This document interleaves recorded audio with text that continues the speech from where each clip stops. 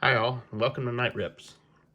So today I'm going to open some more cards from the Junk Wax era. I've got a set of leaf cards, but one of the things that I like to mention, I'll do videos on this in the future talking in more depth, but I like the Junk Wax era cards, for a couple reasons.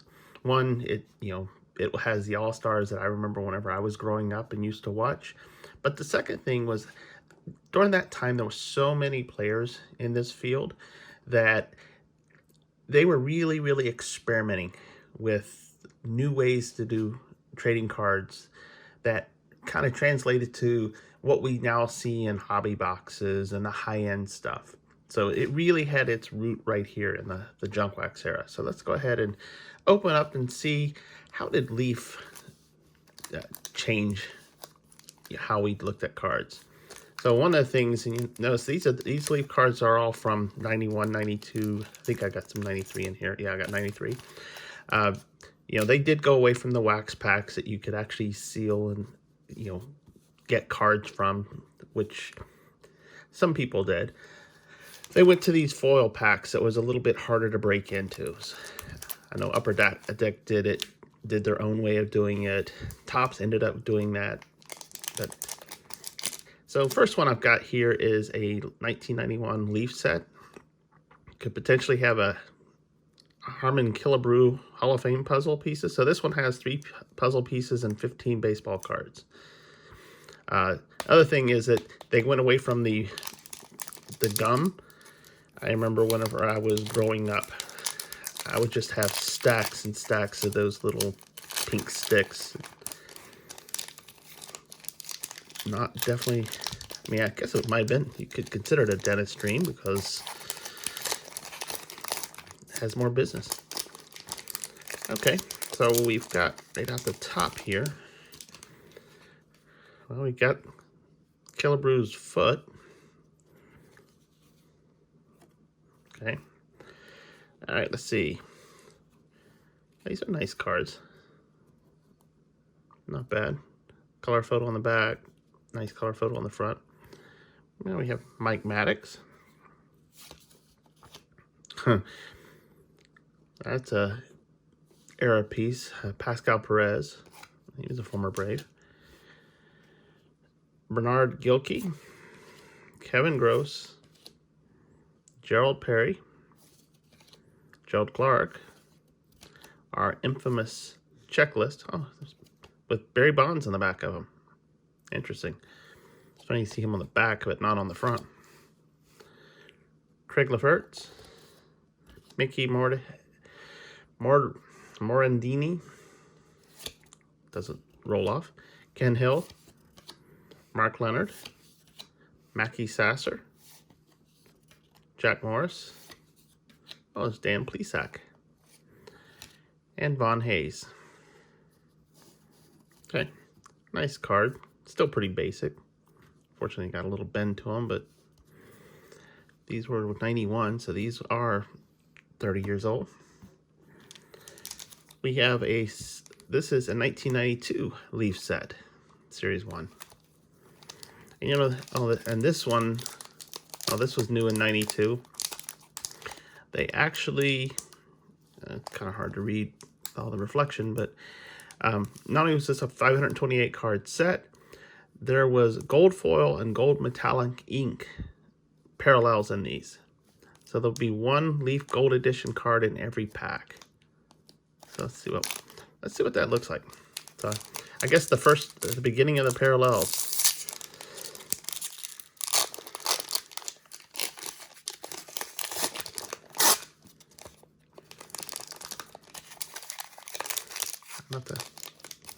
Try not to damage the corners. Okay, we've got Kevin Bass from the Giants. Oh, here, so this is the gold one. Take a look at it. It's a nice looking card.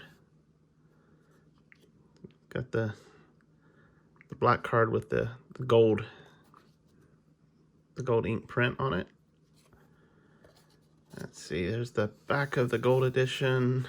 Let's see what the back of the standard edition.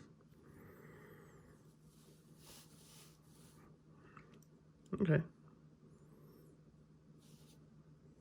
It looks like they also have their own numbering on them too. So, nice parallel. Kurt Stillwell, Joe Graff, Daryl Kyle, Doug Jones. Here's our checklist. Did we get a picture on the back of this one? Yeah, we do. And it is, looks like Frank Thomas. That was Barry Larkin, the Hall of Famer. Mike Devereaux. Alex Fernandez. Card sticking a little bit. Mackie Sasser. Gary Weedus. Jose Guzman. Greg Jeffries. And an upside down one, but it means nothing in these. Charlie Hayes.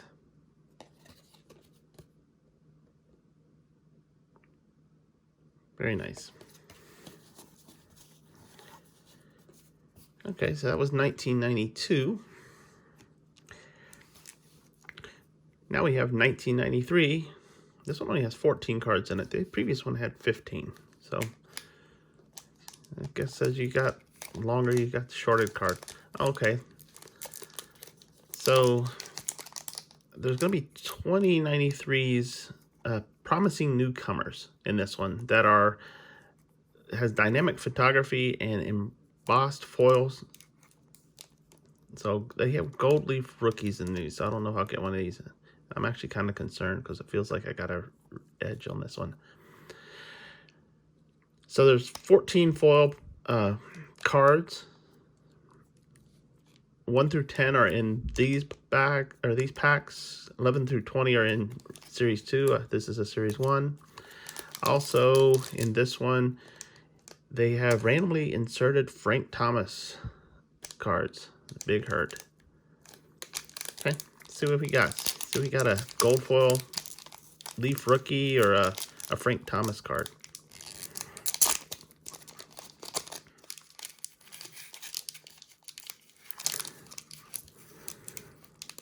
Oh, this pack is just deteriorating as I'm trying to open it up.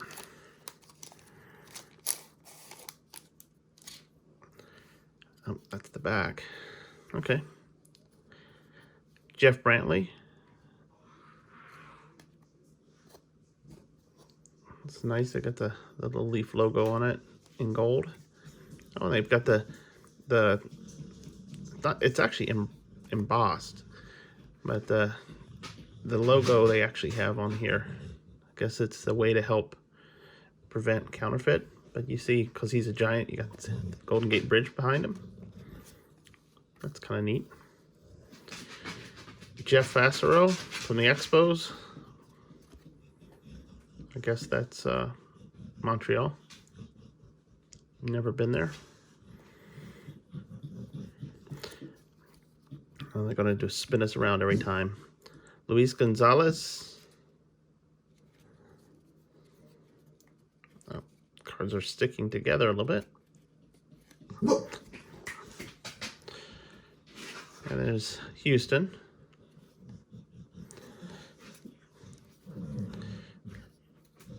Andy, oh, it looks like some of the gold foil's chipping off a little bit. Andy Von Silk, or is it Silky? I don't know. Oh, and of course, Pittsburgh, still Milltown, so you got definitely some still here. We have Lenny Harris from the Dodgers. There's Los Angeles. Nice logo there. Bob Lewinsky from the Cardinals. There's St. Louis. There's the arch. There's a all-star, Mike Piazza, when he was a Dodger. I guess I think it was after the Mets. And unfortunately, they only give the last year's stat line, so you can't see all the years, but there's another Los Angeles. I was reading that upside down. I'm like, picture didn't make sense, but it's Jose Aquino. I saw Jose, I was thinking, oh, is that Canseco? But it's like, that didn't look like Canseco. And it wasn't. But there's this arch. Jose Offerman from the Dodgers. We'll have to see. Yep, the Dodgers on. It looks like it's the same common back for each team, so which makes sense. Now this one was already backwards. Bobby Witt, dad. Oops, sorry, the dad of Bobby Witt Jr., who currently plays. So many father-son combinations this year. Felix Furman from the Indians. What's the one at Cleveland? Yep, that's Cleveland. I was there in 2019 for the All-Star Game, so I remember that. Jay Bell from Pirates. Let's see the steal again. Yep. Lenny Harris. Didn't we already get a Lenny Harris? I think so. And Kurt Stillwell from the Padres. Nice palm trees by, forget the name of their harbor, but yeah, they're in San Diego. So those are pretty cards. Didn't get any Frank Thomas, didn't get any Leaf rookies, but those are still nice cards. Last two packs I've got are really interesting. So I have a 91 and a 92 studio packs, and I've never opened any of these. These was a very interesting. Well, I'll open them up and show you. You know, there's no nothing, no special inserts on these, but these were limited editions. And there was 260 of them. So let's see which ones we get. I've seen some pictures of some of these. Very interesting what Leaf was trying to do with this one.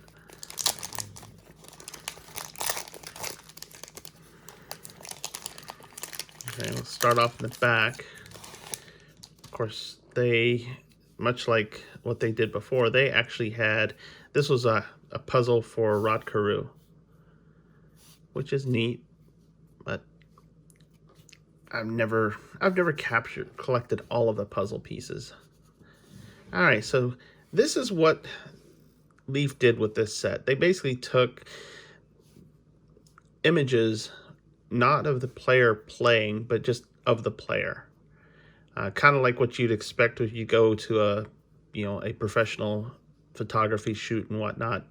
You know, they were in their uniform. They were doing something.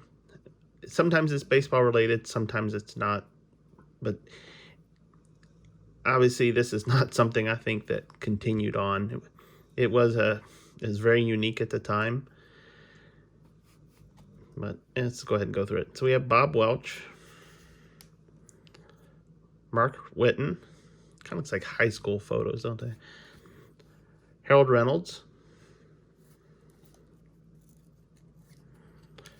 Oh, we got Tony La Russa. Was an 89 World Series winning manager on the checklist. Mike Sakoja. Interesting looking photo. Mike Scott. Andy Von Silk. Ben McDonald. He honestly looks like a high school student right there. Greg Vaughn. And Ruben Sierra. Very unique. Not that one photo, but this whole set. It's just kind of strange to me. You know, after someone who's collected baseball cards for years and years, it was weird to see them come out with a product like this. So I was doing some Google searches and found some. They're very interesting set. And of course, this is a 1992, and this was the Heritage Series. So there is cards in here that are foil stamped with Heritage Series. they're randomly inserted in this whole pack. So this one actually has a set of parallels too.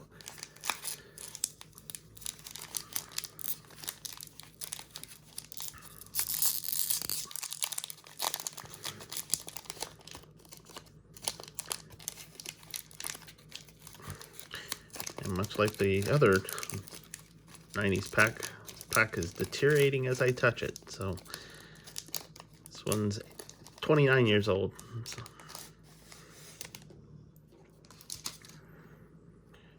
All right, so these are a little bit different. You know, the 91, they only had the black and white normal photo or studio photo. And this one, they had the studio photo that was in color on the front, but behind them it actually had, you know, a baseball playing image. So you have Mark Langston. And I guess I should have shown that too, what the backs look like between the 91s and the 92s. So a lot of black and white in this one, except the red border. Got a lot more color in the 92 edition. And not only does it talk about him personally, his career, it also talks about who he loves to go against and who he hates to go against. And then up close, you know, loves the long walks on the beach and you name it. It was an interesting concept. All right, on this checklist, and I don't know if you get a checklist in every pack or not, but yeah, Billy Williams is the photo.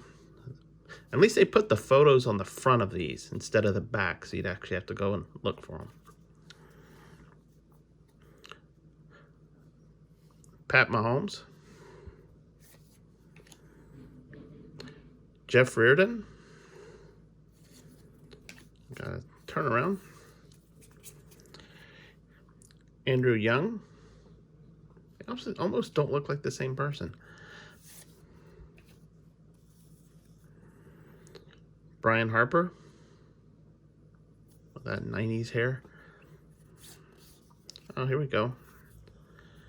Tony Pena. The Red Sox.